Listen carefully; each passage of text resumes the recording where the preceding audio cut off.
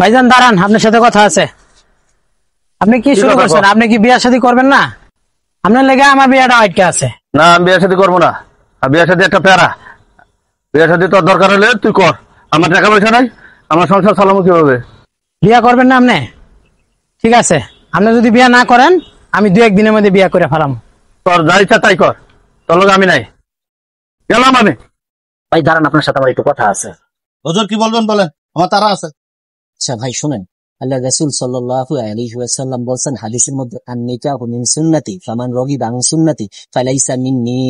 বিবাহ হচ্ছে আমার একটি সুন্নত, আর এই সুন্নতকে যে অস্বীকার করবে ফালাইসা মিন্নি, সে আমার উম্মত না। তো আপনি একবার চিন্তা করে দেখেন, এই বিয়ের সাথে যদি আপনি না করেন, আর রাসূল যদি কিয়ামতের ময়দানে আপনাকে যদি বলে যে আপনি আমার উম্মত না, তো আপনার অবস্থান কোথায় হবে? একবার ভাইবা দেখছেন কি আপনি এই জিনিসটা? একবার কি আপনি ভাবছেন?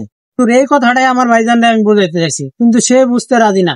সে বলতেছে আমি বিয়ে করবোই না, তুই কর।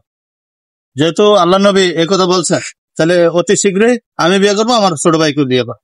আসুন আমরা সবাই চেষ্টা করি, যারা সামর্থ্যবান আছি অতি শীঘ্রই বিয়ে করার চেষ্টা করি। সুন্দর মজাদার ভিডিও পেতে আমাদের চ্যানেলটি সাবস্ক্রাইব করে আমাদের পাশেই থাকুন। আসসালামু আলাইকুম ওয়া রাহমাতুল্লাহ।